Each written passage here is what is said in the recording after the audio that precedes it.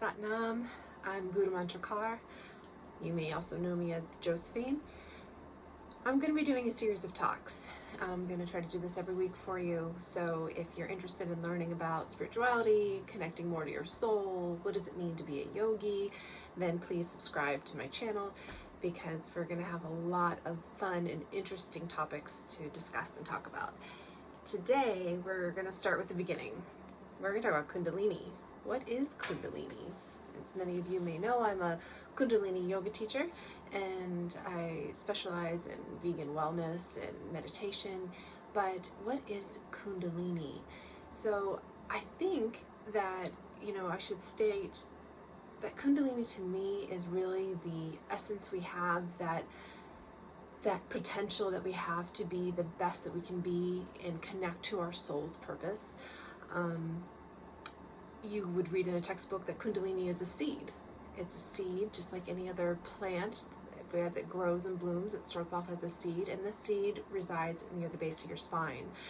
And as you do certain meditations and certain yogas, the benefits of that technology feeds that seed and allows it to grow, allow the roots to grow. Now the root system is already there. It just allows it to connect, it allows that energy flow, so that the energy that goes into the seed can flow through the nervous system, flow through that central channel, that Sushumna, that it can flow through your body, and as it comes up through the chakras, turns back down and comes back into itself, right? So this energy, and some people might say, well, is this my soul energy? Is this my auric energy? Is it, a different type of energy? So the Kundalini energy, I believe, is connected to all of these things. So they all impact how the Kundalini is going to come up.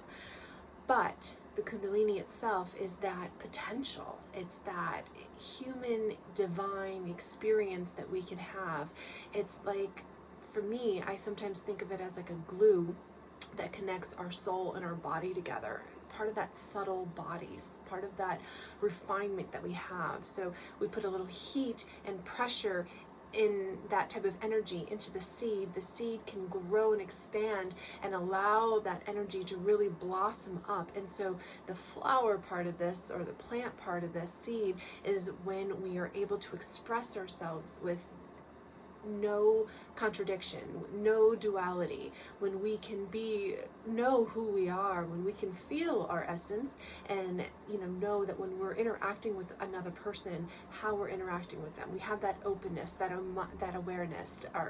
We are in the moment, but fully connected. We're present. So I think that with all of the technology that we have, allowing that Kundalini come up, that brings us our highest potential. That is Kundalini to me. Some people will say, well, I could have a Kundalini experience or awakening, and how does that, is that a bad thing? How does that, change me? And honestly, I don't think I've ever met anybody who had a bad experience when they're raising their energy. Now, there are certain circumstances that you would want to make sure that you are aware of, right? Like, you don't want to be drinking alcohol or doing drugs, and you don't want to be taking poisons into your body. You really want to treat your body as a temple, because it is. I mean, you get one body in this lifetime, and you need to provide all the nourishment that it needs. And I'm not saying that, when you're growing up and you're experimenting, that, you drink alcohol, or, you smoke marijuana, or, you have to understand that the choices that you make are your choices. And with those choices come impacts onto the body and onto the mind. So something for one person, might seem okay, but for another person it's not, because the body is different, right? Each person's body and each person's energy and mind is different. So, making sure that you have a clean body when you're doing any yoga or meditation is highly important. If you don't, you may not have such a great experience. You're going to have those times where, you're like, oh, this didn't work for me. I had a really bad headache. I couldn't focus, or, I felt like I was over-focused. And, so you just need to have a healthy body. And it's all baby steps. Meditation and yoga, they just don't happen. right? You don't, kind of like pregnancy, you don't just get pregnant and then have your baby. The baby has to grow, it has to be nurtured in the womb, it has to be able to provide, get that oxygen when it's born. So just like, anything else, you got to treat this Kundalini energy like a baby. You got to treat the yoga and the meditations as if it's the medicine that's growing in the womb. It's the food that's in there. So take your time with building up your energy. Start slow. Do a 10-minute yoga set. Just do 2 or 3 postures. Do some meditation for 3 minutes. Slowly increase your time. It's up to you and how you feel comfortable. You can increase it a minute every day. You can increase it a minute every week. You can increase it 5 minutes the next week. So, it's all up where you feel you are. Some people want to jump, head first into the water and swim and dive. Just, let that cold water splash over you. Just go for it. But the problem with that is that if you're unsure of how deep that water is, diving in head first, you could really cause trauma. So, you take everything with baby steps, like what about Bob? If anybody remembers that movie, maybe I'm dating myself, but you take baby steps. There's baby steps to life. And you got to be gentle with yourself, because not everything that you're going to do is, even if it seems easy, is going to be easy. So be gentle with yourself. Give yourself permission and allow yourself to say, it's okay, I'm only doing a 3-minute meditation today, even though I should be doing a 31-minute meditation or 11-minute meditation. But this meditation, even though it can be expanded longer, I'm going to do it for 3 minutes today. And it's okay, because I'm putting all of my effort into those 3 minutes. So starting off with some yoga and some meditation, slowly, and allowing that energy to build up, allowing it so you can know how it feels in your body, your clean body, is going to really help lower your stress and anxieties. It's going to make you more mindful. And I feel like mindfulness is really the key to living, because that mindfulness is what's going to let you realize the difference between your body, your mind, and your soul. So you are not your mind, you are not your body, right? So your soul, or your essence, is connected to all of this. And we're going to go into way more topics about this at another time. But just know that you need that mindfulness to separate these things, so you can say, oh, I'm having anxiety, and I can tell because I'm having tingling in my hands. I'm starting to feel like I'm hyperventilating, or I'm starting to have that panic attack, and I know that my mind is wandering about in its circle of a particular thought or feeling, even if you can't describe it, and my body is having the reaction. So your essence, your soul, can say, oh, okay, I see that. I can see this, and this is me, and I'm not either one of these. So having that awareness and that mindfulness is so important. And the only way to build that up is through the practice and building up your Kundalini. And Kundalini resides in everyone, right? It's that energy, that potential of human energy. So just know that baby steps. Let's start with sun salutation and move and do that 3 to 5 times a day for the first week. Maybe only do it once a day for 3 days, and give yourself a break. You know where you are, but allow yourself to move through each posture slowly, mindfully, with the breath. And I will post some sun salutations as well on here, so that way you can follow along with myself. And of course, go at your own speed. The other part would be the meditation. So we move our body so we can sit in meditation. You need to move your body. Your body needs to have some type of stress put on it. Now, we have a lot of stresses that come onto our body throughout the day. Work, family, relationships, but there's certain types of stress that are better for you. So small increments of stress when we're working out, doing yoga, gardening, whatever the case may be, when we're doing these things, one, we're getting a rush of a particular type of endorphins that bring us into a better mood or state. We are moving our body so that a little bit amount of stress is giving us a boost of energy, but we're not over stressing. See, that's the difference, is that there's a small amount of stress and there's an over amount of stress and there's a chronic stress. So we don't want to be in the other two. We just want to put small increments amount of stress on our body to get us moving, get the blood flow, let the body know that we're waking up and we're moving. And this also helps your body to, get rid of toxins as we're moving the body, doing certain postures and exercises. We're working the lymphatic system, which is really important because we want to rid the body of any toxins. We're moving that blood flow. We're massaging the heart and the internal organs as we're moving through our postures. We're breathing. So we're working on that respiratory system as we're consciously doing that. It's a type of meditation. And depending on how we're moving, we might have a drishti point, which is that focal point, which we normally would say, look at your third eye. So a lot going on, but we move so we can sit, because if you have a lot of energy that isn't settled, you won't be able to sit and be able to focus for an extended period of time. So you need to be able to move the body. Once you've moved the body a sufficient amount, then you can sit in your meditation. And again, that meditation might only be 3 minutes. That meditation might be 31 minutes. For some people, they get up really early, they can do 2.5 hours of meditation. So it all depends on where you are. I always say experiment and enjoy all the facets that you can experience that are available to you. But, again, baby steps. So allow yourself to do that 3 sun salutations and then sit in a nice posture, stable, like a cross-legged posture, or if you have to sit in a chair, make sure your feet are flat on the ground. This is very important as you connect your energy to the ground. And you can even experiment with that. If you are in a meditation and you are sitting in a chair and you move your feet just a little bit off the ground, you'll feel a shift in your energy. You'll feel a shift in how your body is. Now, maybe you don't feel it right away. You have to build up that awareness, but I know for a fact that you can feel a shift. So it's important to hold your posture.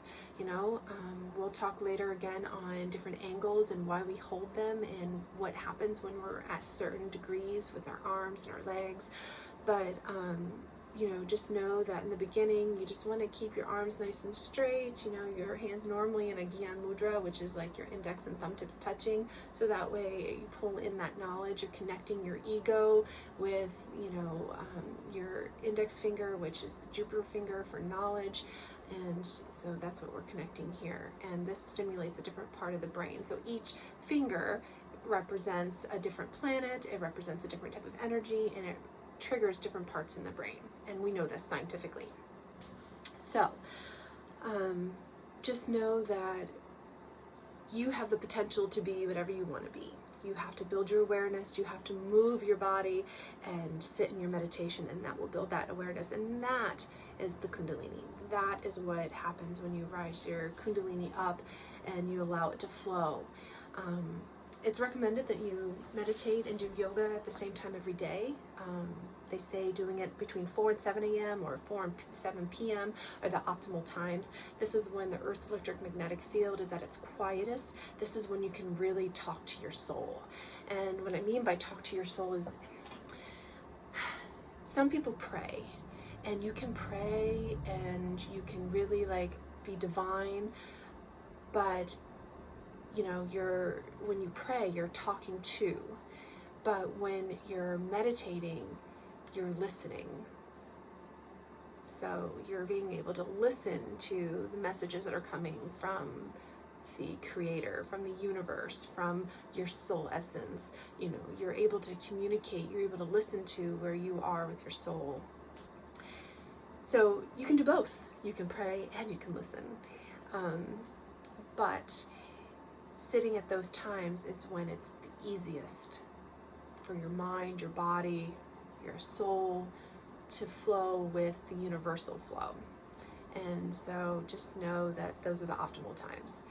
Now, the morning is really the best one, but that doesn't always work with your schedule. For instance, my schedule, I have children, and I can say I'm going to get up at 5 in the morning. I can say I'm going to get up at 4 in the morning, and then they get up an hour earlier than what I was planning on, as if they know that mom's going to get up right now. So we're going to get up a little earlier and make sure we wake her up, because that's our job. Yes. So for me, I don't get a chance to meditate until everyone's gone to sleep. And that's my time to really let go. And I have to say, as someone who's been practicing yoga and meditation for, goodness, over 20 years, but being a full-time, yoga instructor since 2010, I can definitely say that, that's the time where I am most content. And I'm not saying it's easy, and I'm not saying I don't have times where I don't think of, why am I sitting here today? I have too much to do. I'm exhausted. I don't really want to do this. There are times where you're like that. You just don't want to do it. But you keep up, because that's what you need to do. You need to keep up to be healthy, to be strong, to have that awareness.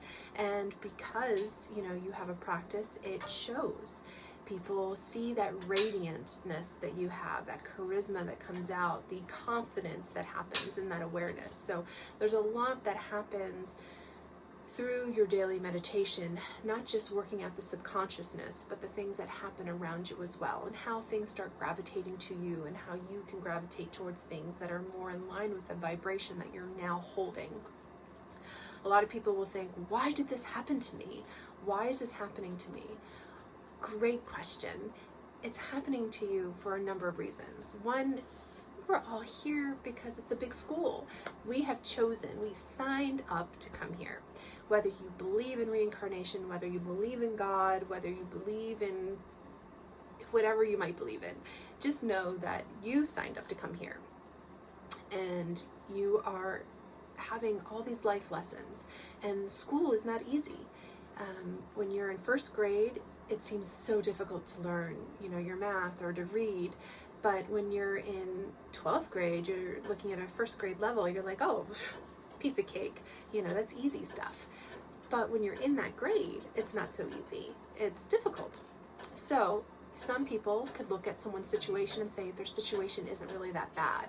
But to them, their situation really is that bad, because in their grade, they're still learning the life lessons that they need to move on to the next step. Whereas a person who says, oh, their life's really not that bad, has already done that lesson and is already in a higher state of learning in a different grade.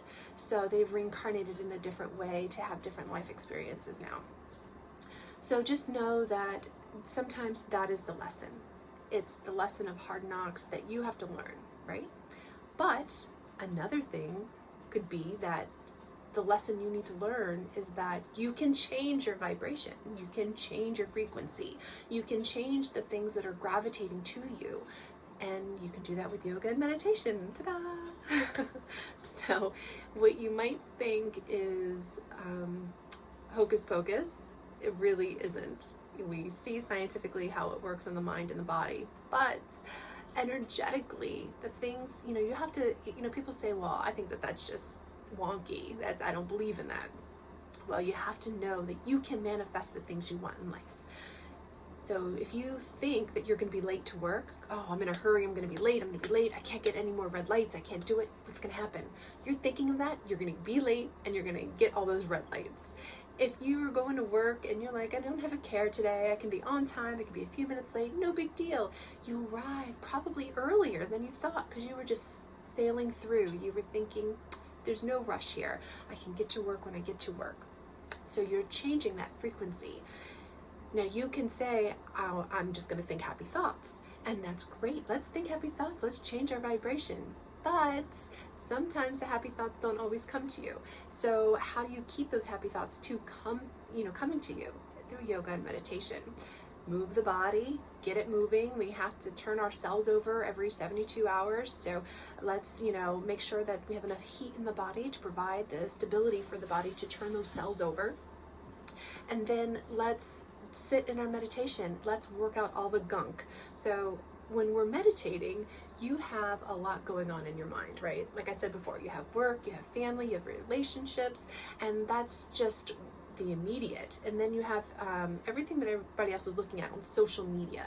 So social media, let's just let it go. I wouldn't even be posting here online if I didn't have to. I'd rather be doing talks and seminars and real life things, because being on social media really is killing everybody's mind. It's killing everybody's energy. You know, there was a time in my generation, and I think my generation is the last generation, to really play outside, to not have to grow up without any technology, really. You know, I think a girlfriend of mine had a computer in her house. I must have been like 13, and she had an old computer, and we used to play Jeopardy on it. It was like the most we did. But it was very rare that somebody had a computer in their home. They must have had money. You know, I didn't have that, you know, opportunity. I had a really cool typewriter, which I was totally stoked about. But so, I mean, we didn't have any of that. So when I got my first cell phone, I think I was in my mid-20s, and it wasn't even like this fun smartphone, you know, it was just a little flip phone, and, you know, you just dial, and I may have been able to take a picture, but it was like horrible. It's kind of like looking at an ultrasound. So it wasn't really anything, right? But then as technology started booming and then the new generations came about, here we are, social media, and it seems like everybody's addicted to their phone. And I am anti-phone. I just don't even want to be on it if I can help it. I want to have a book in my hand. I want to be playing outside. I want to be going for hikes. I don't want to have to do the technology, but here we are. This is how you're going to get it. This is how I'm going to reach you. So here we are. But if I can say you can take a social media leave of absence, I would. Take a sabbatical, because you don't need it. You know, you have the cable, you have, you know, people telling you everything that's going on. So, you know, if you need to read the news, you know, read the news, but take a sabbatical. Give yourself only 15 minutes a day to scroll, because what is so important in your Facebook feed, in your Instagram feed, that you need to see every day, that you can't just spend 15 minutes and say, okay, these are my important people, or this is the news that's going on. You know, yeah, there might be something funny or fun that you can read or see, but that's going to come back around, especially, you know, it comes around and around and around again. And that's exactly like the mind. You have a thought and it goes around and around and around, and you may not think of it for a while, but then it comes back up. So anyway, back to meditation. These thoughts that come around and around, just like it does on social media, you need to get rid of. You need to clear it out. So not only are you taking a sabbatical from, you know, your social media, but you need to give your brain a sabbatical from thinking about all these things. So, and not only is it a sabbatical, but it's a release. It's like going on a walkabout in your mind. And this walkabout is going to let you see all these really interesting things, scary things sometimes, right? Scary things happen when you're out on a walkabout, but some beautiful things happen too, right? And then when you leave your walkabout and you survive that, right? You're leaving it, you're coming out of your meditation, you think clearer, you can see things in a light that you didn't see before because they're not as scary, and you faced it, you looked at it, and you cleared it away. And then when you leave that walkabout, you don't have to go back to that same one. Normally, sometimes you come back through, but you're like, oh, I've hiked this path before. I know where to put my hand. I know where to put my foot. I know how to come down and up this mountain and safely. And so when you get back into that meditation, when you come back and you confront that subconscious thought, it's not so bad. A yogi once told me, one of my teachers, she said that meditation is like a running faucet. You are a glass of water, and over time, you know, all this dirt, dust, bugs all come land in your water, and then, you know, they kind of sit on the surface, but then they kind of like in the middle, and it's dusty and it's getting cloudy, but eventually it settles like silt. And so it just settles there, and you might look crystal clear and you might be functioning okay, but you have this level of dirt in the bottom of your cup, of the bottom of you, and you're not able to enjoy yourself because you can't see everything, you can't feel everything, or the things that you're feeling are not clear, they're not clean, they're not crisp, they're not, you know, fun. So you want to get that dirt out, and the only way to get that dirt out is through meditation. Now, you could talk to therapists. You can pay a lot of money to go talk to somebody who really doesn't care about your situation. Now, they may care on helping people, and don't get me wrong, I think a therapist is very important if you need it. I've definitely talked to my fair share, but over time, I have found that the most important part of your therapy is the relationship that you have with yourself. And the only way to reach that is through communicating with your soul. And you do that by meditating. So that water gets turned on. You start doing your meditation. And even if it's just a little meditation every day, and it's just a drizzle, it's going to start stirring it up. But if you start continuing that meditation, that water's going to run at a steady pace. Going into your glass, it's going to stir up all that silt, right? All that dirt's going to come up. You're going to be so cloudy. So in the beginning, you may not feel great. You're like, whoa, what is this? I thought this meditation was going to make me feel happier. I thought it was going to make me feel awareness. I thought I was going to, have all these things happening. And it is, right? It is happening because you're able to see, oh, I am having this reaction. I am having these thoughts come up. I haven't thought of this in a long time. And you're going to be, clearing all that out. So eventually all that dirt, all those bugs, all that dust, all that silt is gone. It's out of your glass and you can let it go. And you are just one day look at yourself and you say, hi, like, where have you been? You've been hiding underneath all this dirt, but here you are. Here I am. I see me. I see you. And you can just embrace your soul, embrace yourself. And people are like, well, I don't believe I have a soul. Well, if you didn't have a soul, you'd be pillaging and you'd be out there. And there are evil people who probably would be doing something like that in some parts of the world. But you have a soul. You have this energy. We know we have energy. We know we have electromagnetic fields. Planets have electromagnetic fields. Our planet does. Other planets. How the universe is, spinning together. How we're all connecting, together in some way. There's a talk between yourself. There's a talk between you and other people, between animals, between trees, between our planet, between the sky. You have this energy. So you have a soul. And just know that once you continue with that meditation, you'll feel great.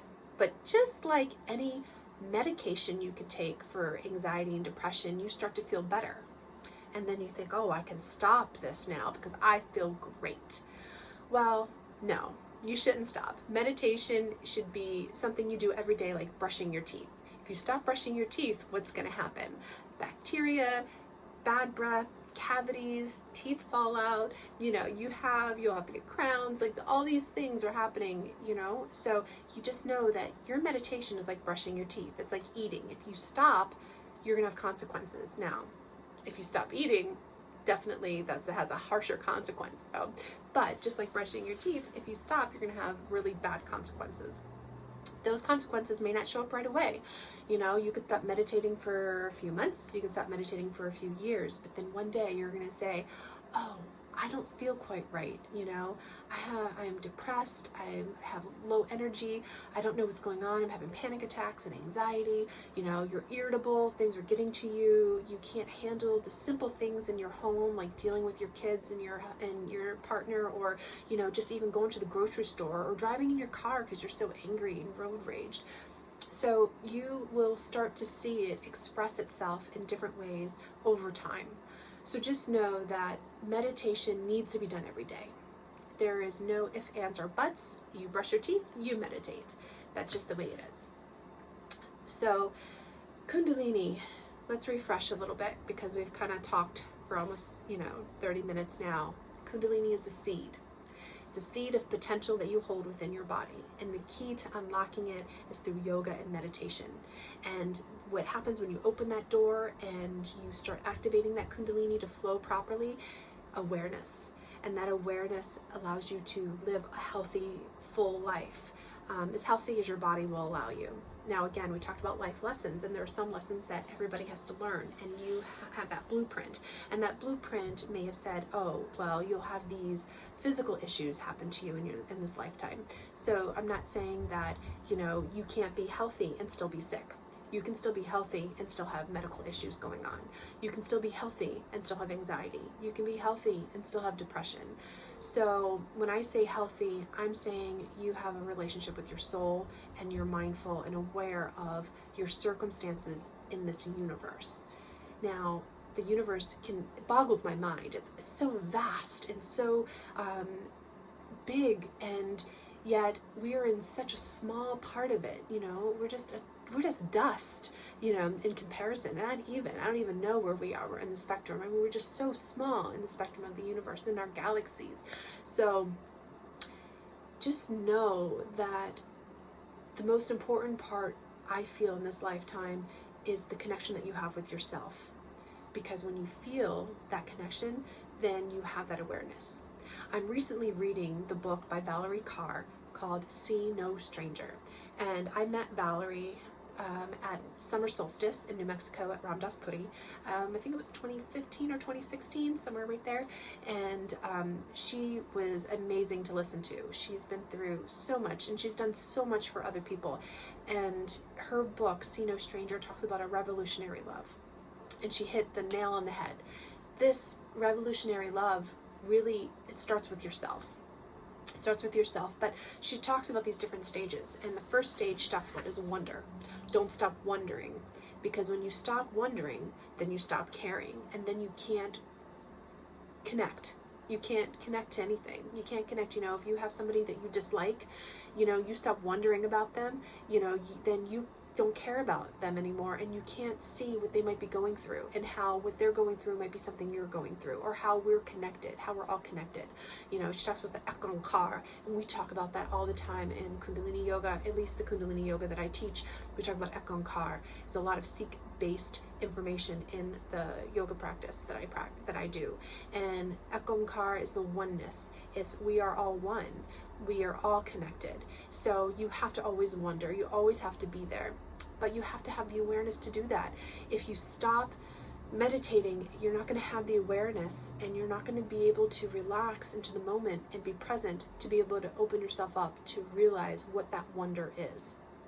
Even with the people that I may not necessarily appreciate their energy towards me, or their energetic thoughts, or they don't want to be wonderish about me, if that's a word, wonderish.